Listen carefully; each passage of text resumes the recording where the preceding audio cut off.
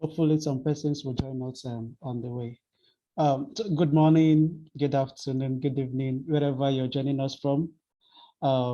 It's a monthly webinar where we'll speak on issues surrounding the aquatic environments. I'm Gift Samuel David by name, your host, and then I have also a speaker with me, who will be speaking on a very important topic. A little bit of the association while we're here, Aqua World. So Aqua World is an association that is tasked with enlightening the public about aquatic environmental management. We create awareness. I'm also a volunteer of this organization. We create awareness on the environment, letting people know what is there in the aquatic environment, and then how we need to conserve this aquatic environment for future use, and how we need to sustainably conserve this environment for future use. We have several goals. There are several goals of this association. I would give the leader of this association just a few minutes to share some of this mission, the core values and the goals of this group. Paul. Okay, all right. Thank you so much, Mr. David, for the opportunity, and also our wonderful guest speaker. Thanks for joining us. That's Mariska, Juliano. So at Aqua World, we are committed to promoting the aesthetic values of the ocean to people, in as much as every day there are burden challenges to be addressed concerning ocean conservation and sustainability. So as a youth-led organization, we have taken it upon ourselves to take actions, starting with education and grassroots projects to address plastic pollution issues first, then also other areas of ocean pollution issues that we can address within our capacity. So one of our mission is to ensure clean aquatic landscape. That's one of our mission, to ensure clean aquatic landscape. And also in future, our vision is that more people will be acquainted with the values of the aquatic environment than now that we have less people with certain knowledge. So our belief is that in future, if we keep up with this, at least 70% of the world population, through collaboration, partnership, project implementation, would have basic ideas about ocean conservation. Thank you. Thank you very much, Paul.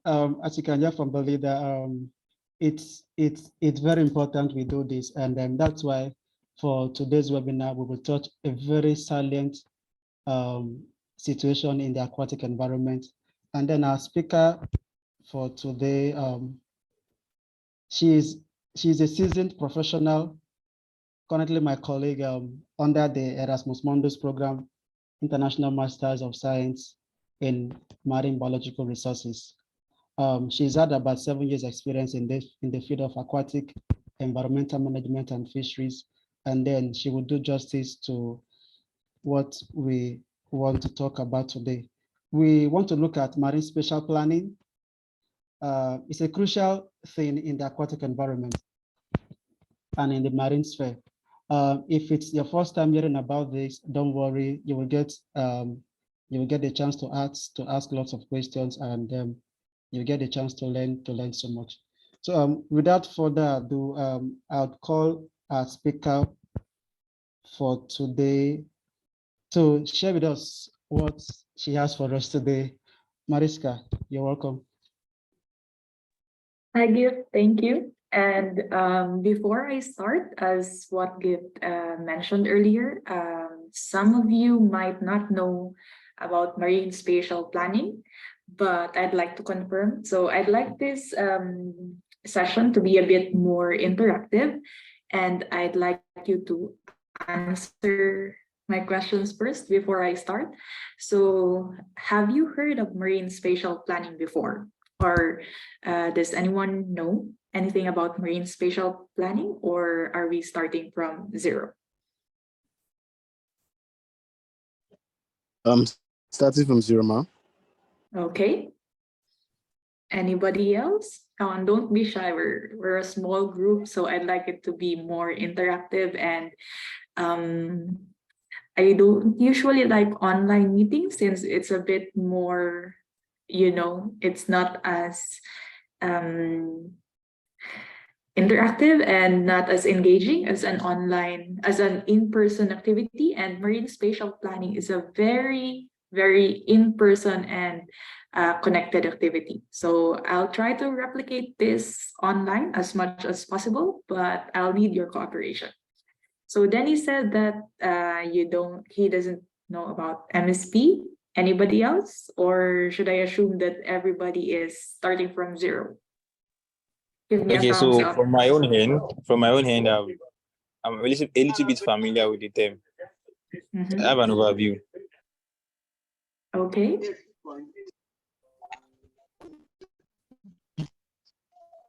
I also don't know.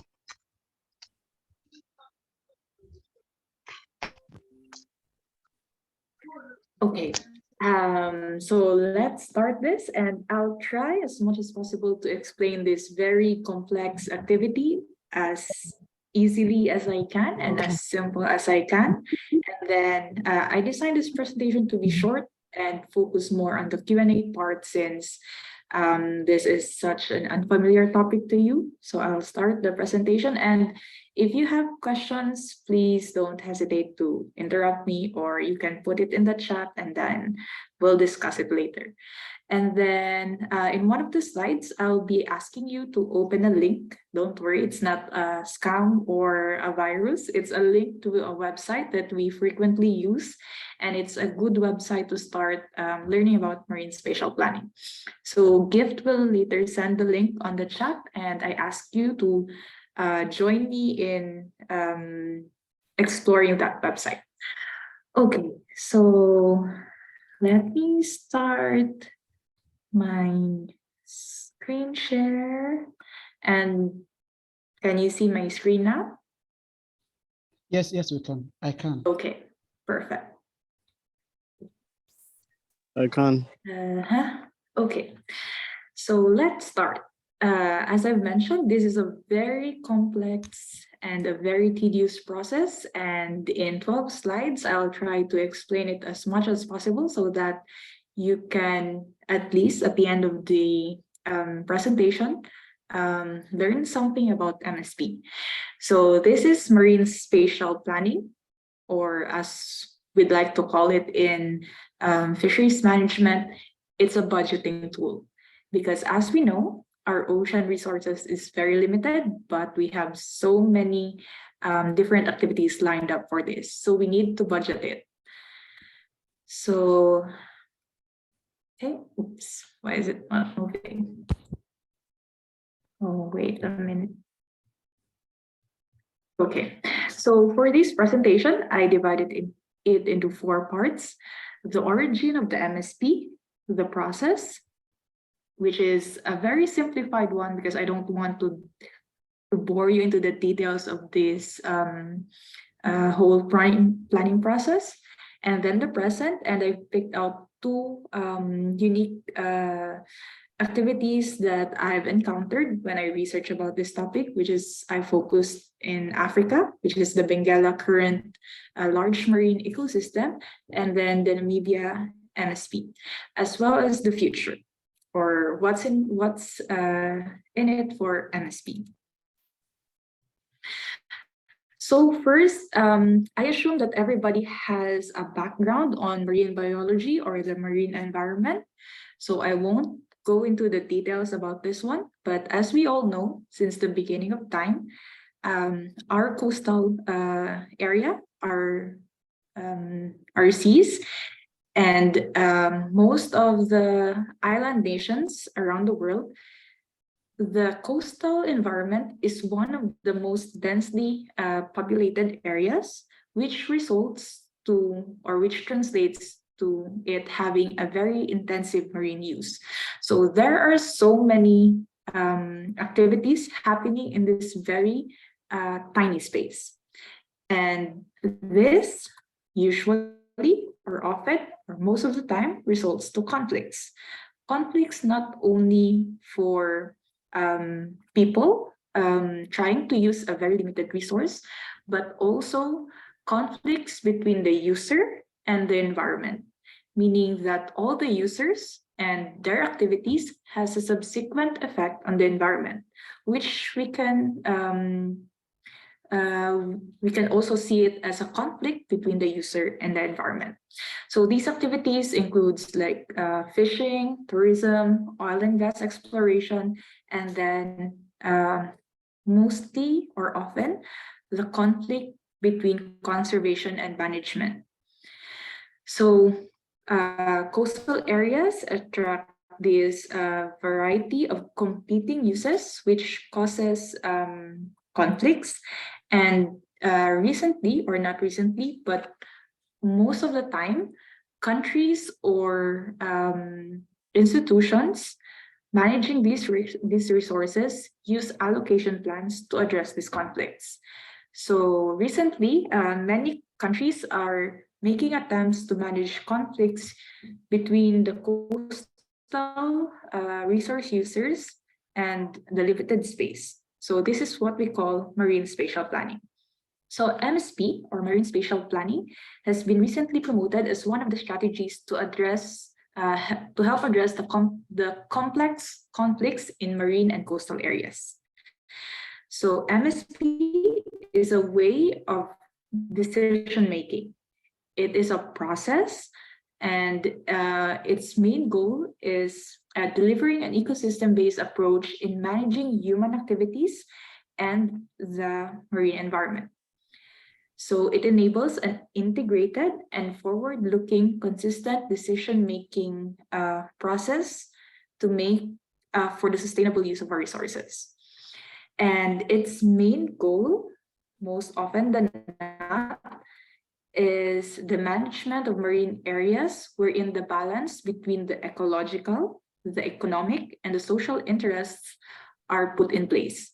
So we have moved from managing our resources, like treating it as separate entities for the environmental, for the economic, and the social interest. But now we want to merge it together, because as we know, managing a resource will not flourish if we ignore one of these three factors. So MSP is trying to do that. And a quick backstory of how the marine spatial planning started and what is the trajectory. So we have moved from managing our resources from the precautionary principle, the co-management, the integrated coastal zone management, and now to the ecosystem-based management. So we're not treating our areas as distinct areas, but we're treating them now as a whole. Because, for example, like in our human body, when we treat one disease, we don't treat the symptoms. We treat the whole, like we treat it as whole. So AFM is also moving from the ecosystem-based management and integrating marine protected areas, as well as renewable energy, plus the different international conventions and their goals, such as the Aichi CBD target, which includes the 10% protection of marine areas, fisheries, and then the cumulative effects of human activities, as well as the growing trend towards aquaculture, especially mariculture, and then, of course, the climate change, and treating management of the ecosystem as not only a national concern, but a trans-boundary concern, since we know that in the ocean, there are no political and geological boundaries. We are living in one planet and everything is interconnected. That's why we're moving towards that trajectory. And then the blue economy, as well as achieving the 2030 Sustainable Development Goals of the United Nations, which I know you're very familiar with. And then, so this is the boring part, and I'll try to go through this as quickly as possible, but at the same time, sort of focus on this.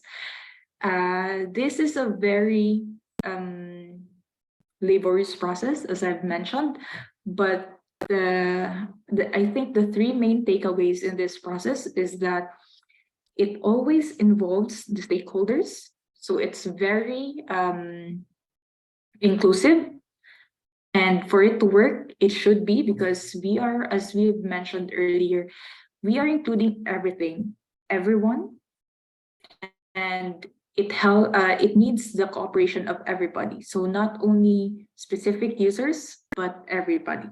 So that involves intensive stakeholder participation and a very definite goal setting process, because we're treating a very complex problem.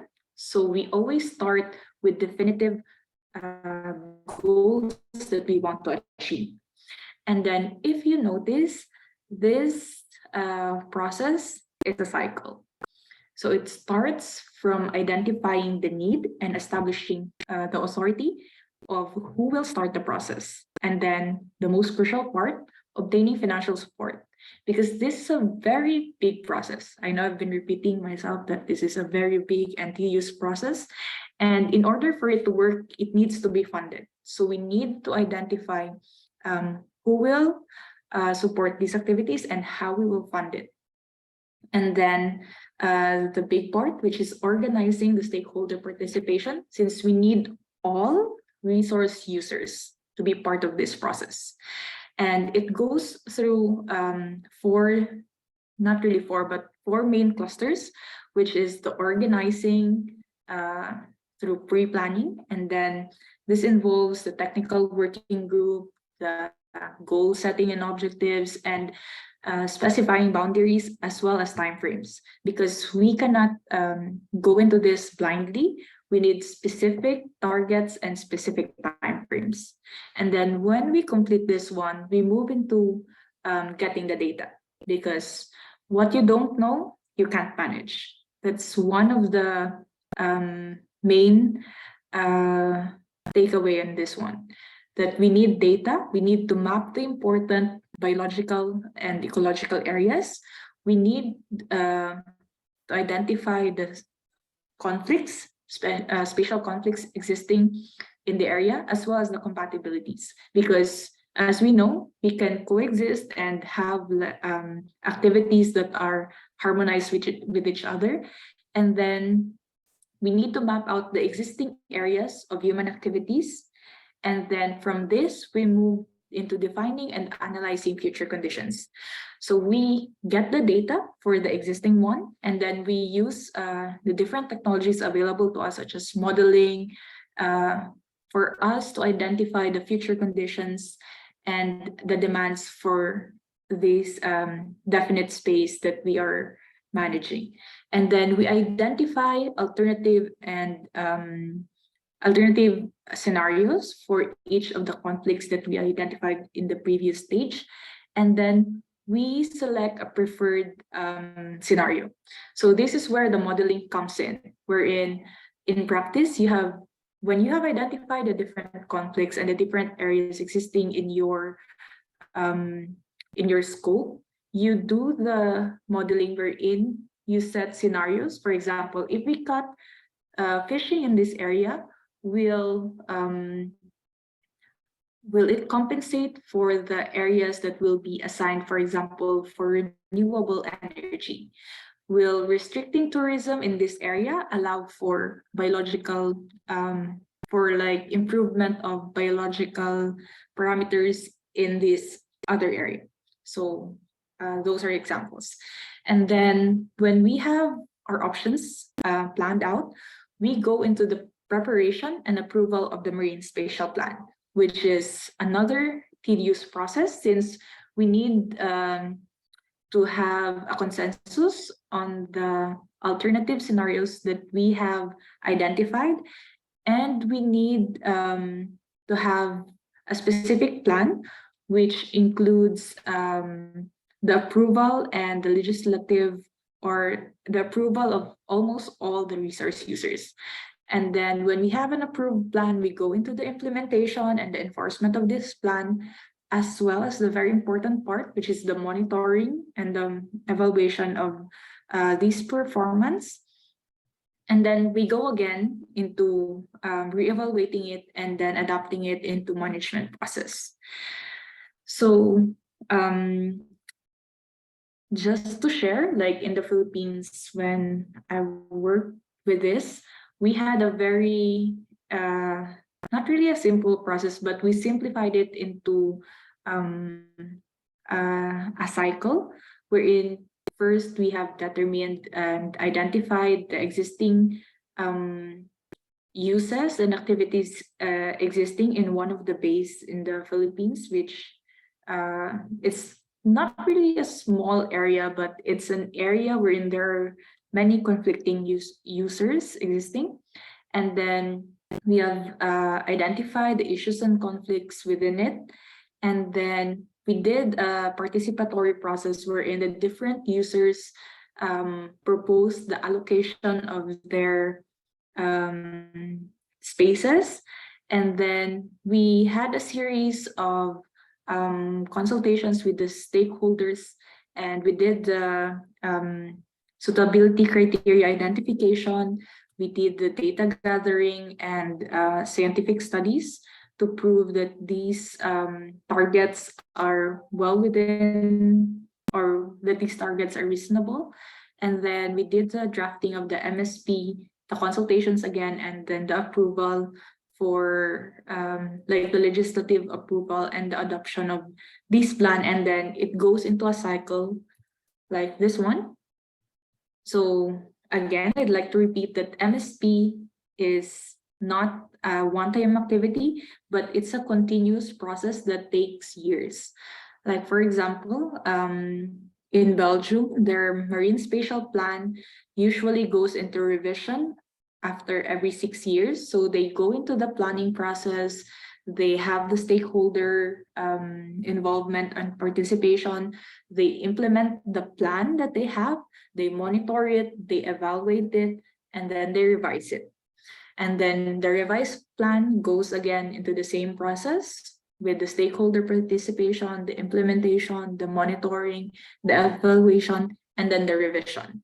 It goes on, and as it goes on, the goals evolve, because as we know, the environment and the existing condition is changing, and the users also have different priorities, and it keeps on changing.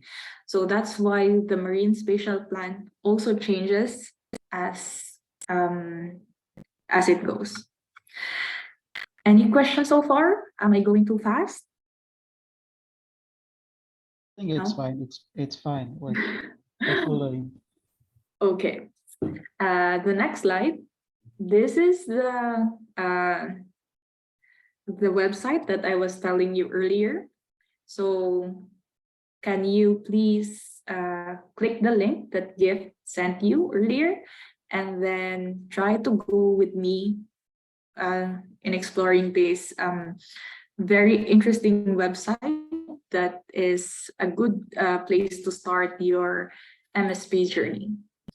So if you click this link, you will see,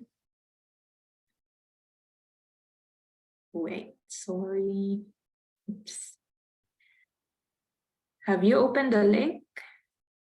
Or can anybody confirm that they're on the same website as I have here shown in the screen?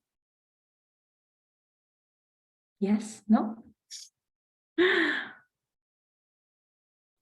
Did anybody open the link? Mine is still loading. Okay, I'm trying to open the link from my end. Yeah. Yeah. Yes, I'm with you. Okay. It's loading. I'm also trying to open the link here. Okay, that's good. So as I've mentioned, if you don't have any knowledge about MSP, and if you want to learn about it, this interactive website is a good place to start since Open the link. Okay, since it contains almost all the marine spatial plan initiatives around the world. So it has like the about page, but we won't focus on that one. Today we'll focus more about the activities that are existing in the African continent as well as the ones we have in Asia.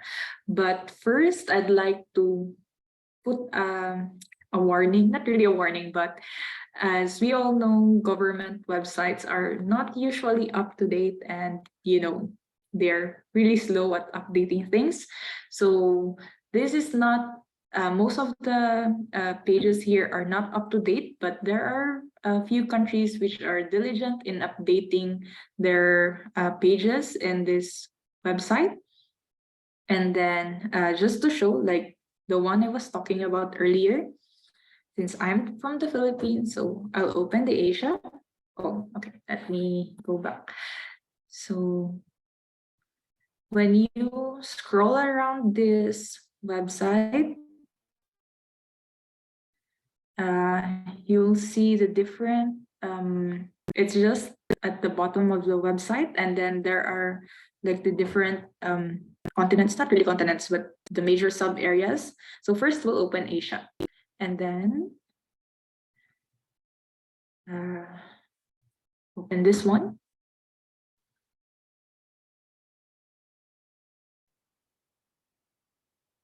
Okay, so since I'm from the Philippines, we'll start with this one.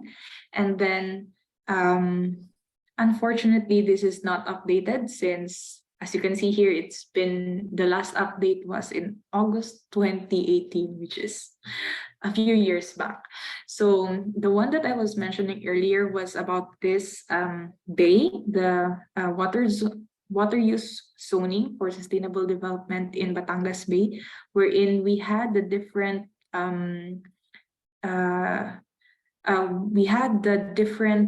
water use activities identified and the conflicts around it. And then we have designed the marine spatial plan for this one, which is still being used and being revised. But today we'll focus more on the examples or the case studies that might be interesting to you. So, this is low. Okay, so an interesting marine spatial plan that I recently learned is about the Benguela current large marine ecosystem, since we have discussed this one in our management and conservation class, and I think this will also be of interest to you. So let's start with Namibia. So this one is more updated, and as you can see, it has different information shown here, like the territorial sea, the area covered, the EEZ, and then the coastline, as well as several links to the contact details of the responsible institutions for marine spatial planning. So it also has a status, or sort of like a quick view of the existing marine spatial plans in the country. So for example, in Namibia, it has a national, a subnational, a local, and a pilot case. So the smallest one is a pilot case, wherein they usually focus on a specific area, and then it elevates to a local, a subnational, a national, and a regional scale. So it has the status for the pre-planning, for the analysis, the development, and the financing. So usually either government or NGOs provide for this one. And then the stakeholder participation and all that, as well as the legal frameworks and the status of it. And then it has contact details of the persons responsible for it. So if you're interested, you can actually go and contact these persons if you want to learn more. And then another one I think is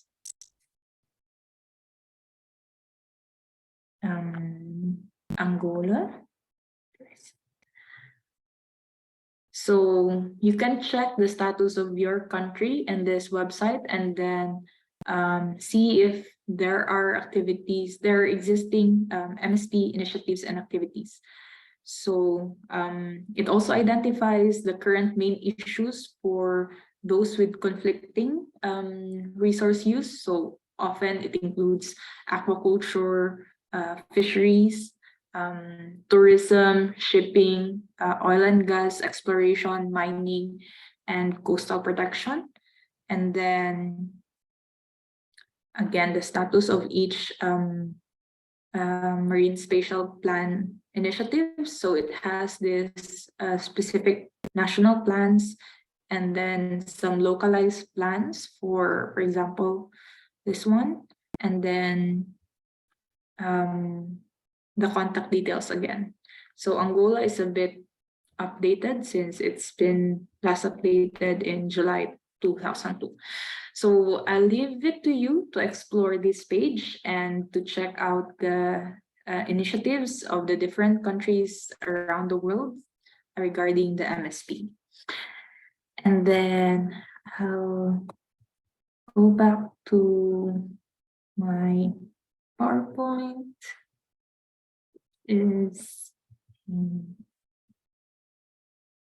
Okay. So any questions so far? I hope you're not sleeping yet. Okay, yeah, we'll follow you. I believe there'll be a question and answer section towards the end of the training. So Okay. yeah, let's just allow you finish. Thank you. Yeah. Just if you have questions, write it in the chat or say it later during our Q&A portion. So this one, next we'll focus on the case studies that I have identified. So as I've mentioned earlier, the Benguela current, it's the Benguela Current large marine ecosystem, which is a very important ecosystem, not only in terms of fishery, but also in terms of the oil and gas exploration, as well as the environmental environmentally and ecologically important areas. Okay, so for this one, the main goal of this MSP is sustaining human and ecosystem well-being for generations. Remember that in the previous slides, when we discussed the process, one of the main important step is identifying the goals that we want to achieve. So for the BCLME, their main goal is sustaining human and ecosystem well-being. So the Benguela Current Commission, it was formed in 2007 by 3 countries.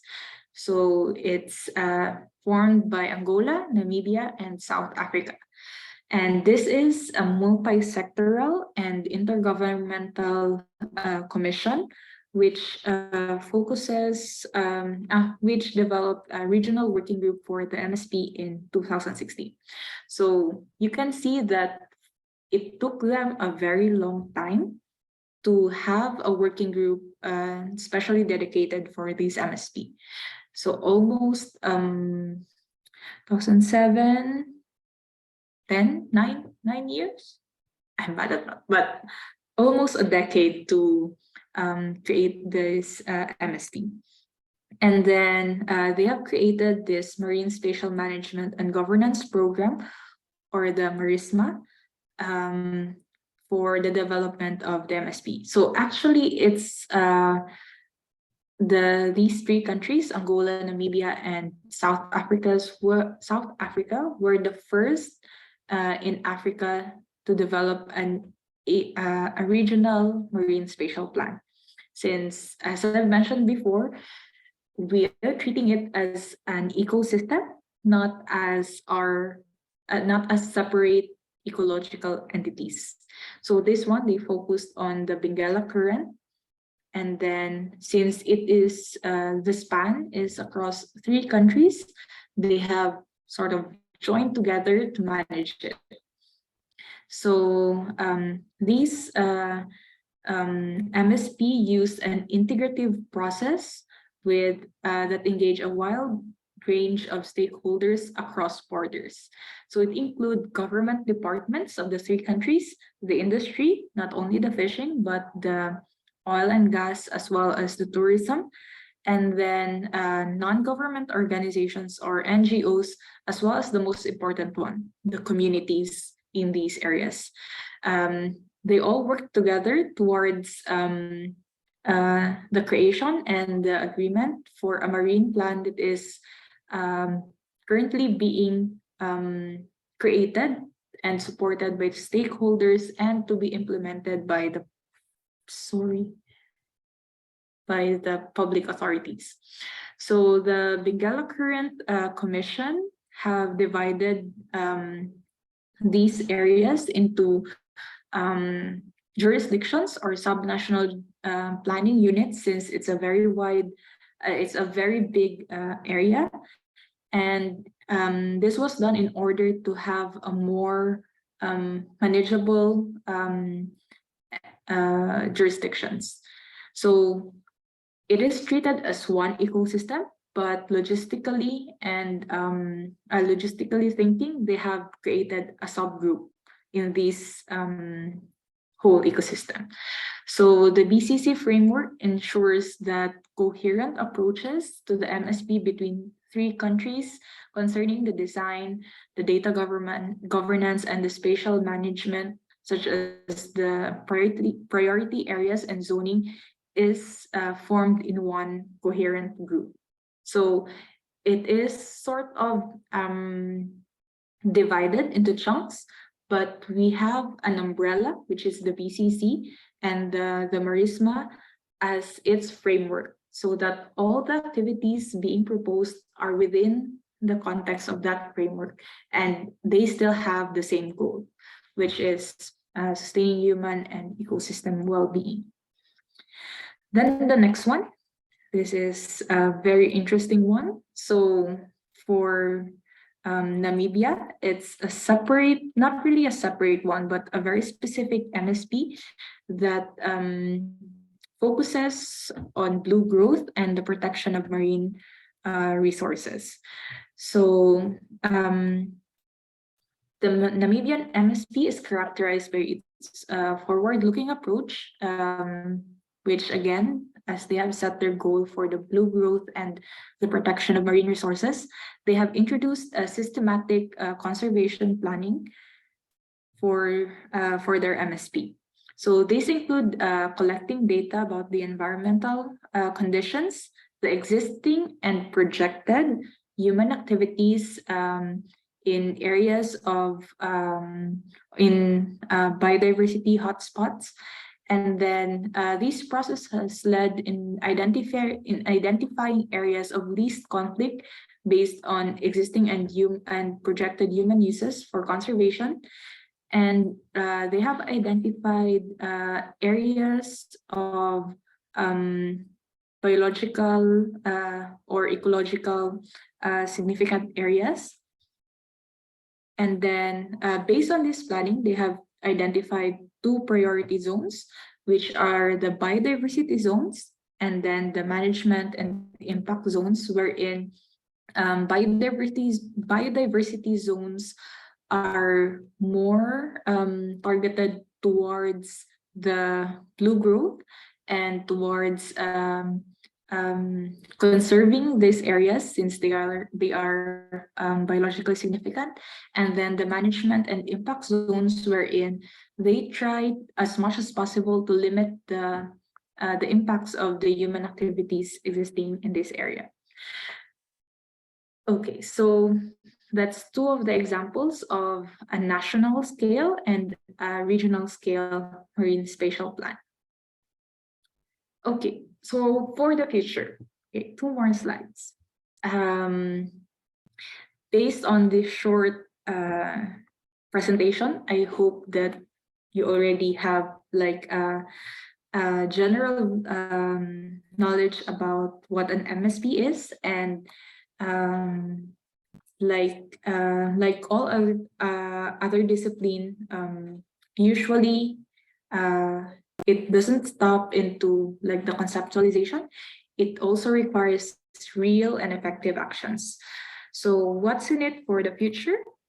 It's MSP moving forward is always about sharing the knowledge, the expertise, and the best practices within a nation, within a region, and uh, within a specific area, and sharing the data available. So it is important that in order for us to achieve the sustainable exploitation of our resources, that we go and share. It means that sharing knowledge globally without excluding anyone, sharing the efforts not only at the national scale but at a regional level, and sharing the experiences that we have in countries with more advanced MSPs. And it also includes moving from the pilot scale to the local initiatives, as well as the national, regional, and transboundary scale. So also, I think that it's important for not only governments, but for everyone, like for even us students or even communities, to be aware of the existing initiatives of marine spatial planning in their area, since everyone is a stakeholder. So I think we need to be more aware of these existing initiatives and become more engaged. And one of the ways to do it is, of course, to seek information and to be an active participant. So next, this is my last slide. Based on this, do you have any idea, or is there already some sort of like a thing, a bright idea? Not really a bright idea, but do you have any sort of hints of what you, as an ordinary citizen, as a student, or as a change maker, can do so that you can participate in marine spatial planning and in achieving the goal of sustainably managing our resources? So with that, I'll stop the presentation and open the discussion. All right, thank you so much, Mariska, for a wonderful presentation. I believe we have so much questions, and in the next few minutes, we would have a question and answer session. Please, before we go to the question and answer session, please, I'd love us all to put on our videos so we can have a screenshot of this webinar. Let's just do that in the next few seconds.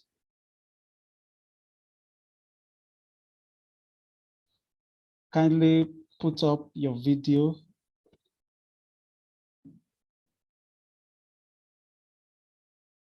With consent too, with consent. I hope you've given your consent to be recorded in this video.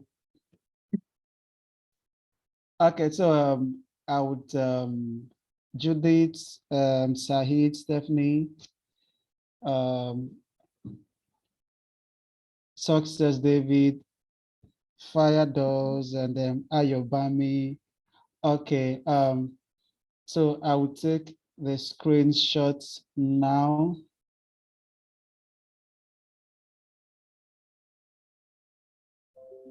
Okay, Thank you so much. Thank you so much. Before I proceed, though, let me just say a few things. Maybe for some of us who might be lost, let me just show a few things, and then I would open up the floor for Mariska to continue for our question and answer session. I just want to show us a picture of how a marine spatial planning looks like outside Africa. I believe I can share my screen.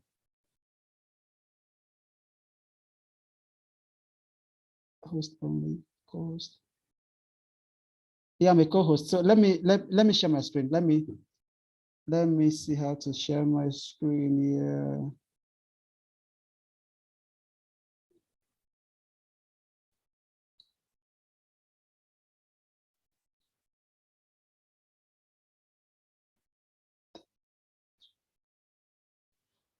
Give me a sec. It's not coming up. Is it advanced?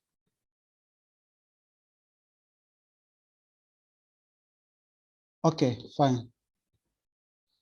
Can we all see this? Yes.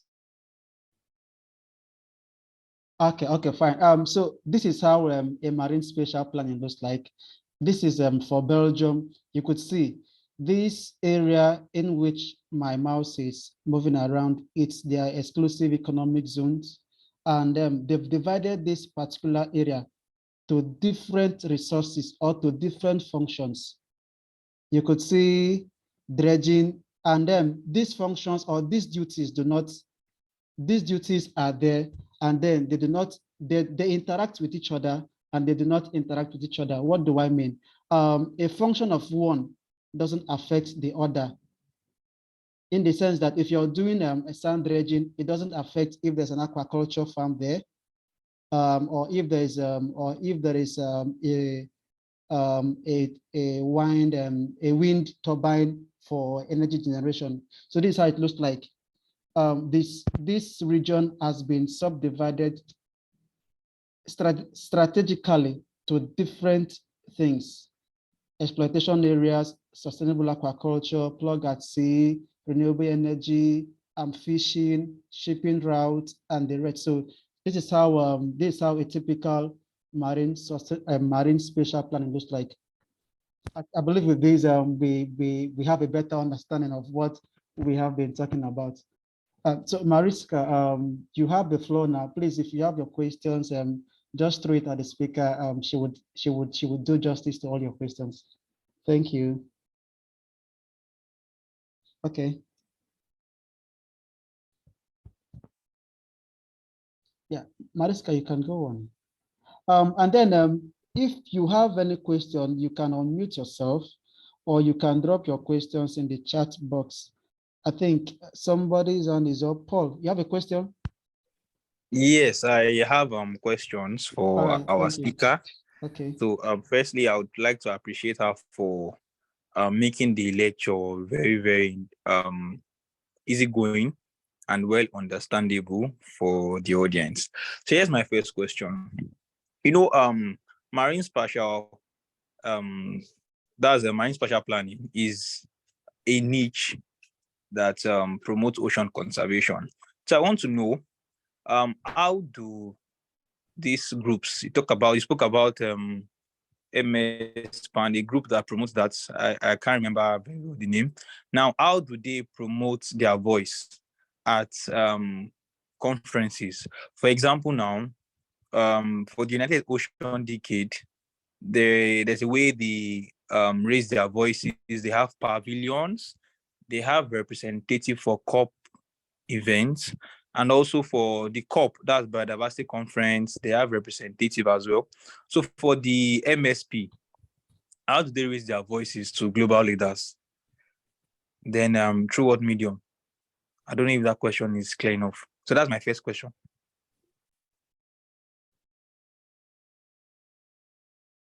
Okay, thank you for that question. I think it depends actually on each country, and if for example, there are country-specific participants or country-specific groups that promote their MSP, but often it is not really specifically endorsed to like conferences unless that it's an MSP specific conference.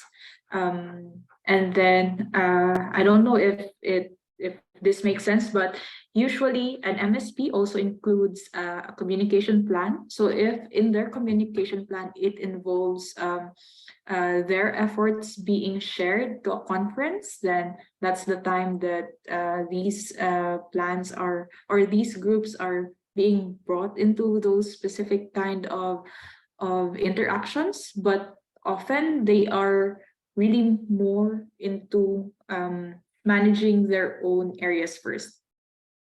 So does that make sense? And then of course we have this MSP Global, which is the sort of the hub for all the all the MSP initiatives that we have currently around the world. So that's sort of the main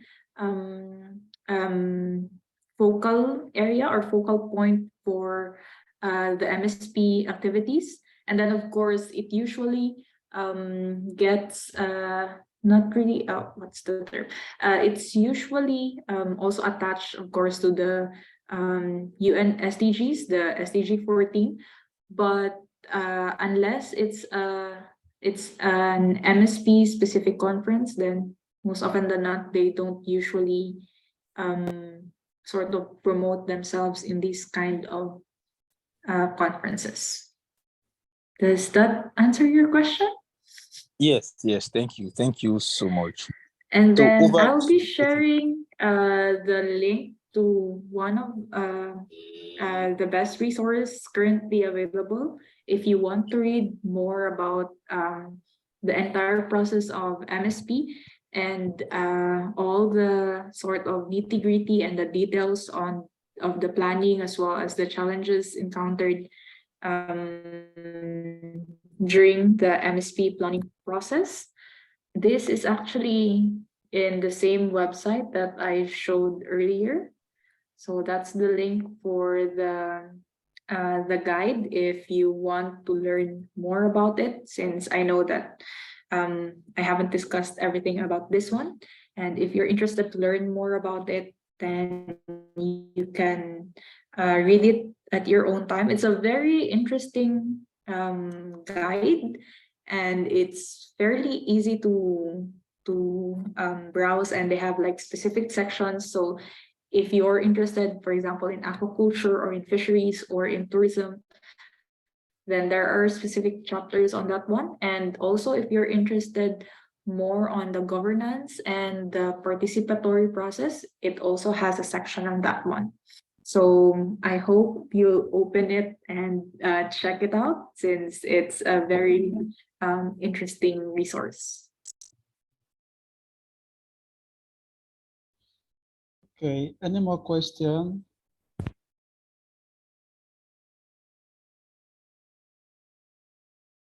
You can also drop your questions in the chat box, or you can signify by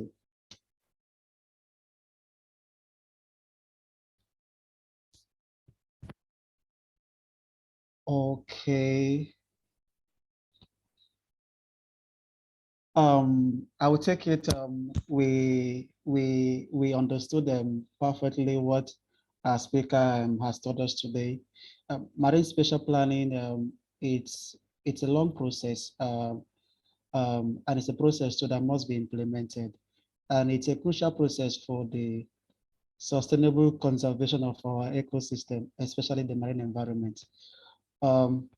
She has done justice to that. As I can see, we don't have too much questions. There are resources there to learn more about it. It's like she said, it's a deep something, and then you can learn so much about it. Before you go, please kindly do to leave a feedback on today's webinar, and then you can also share some 1 or 2 statements as feedbacks from this webinar on your social media platforms like LinkedIn and Twitter and WhatsApp.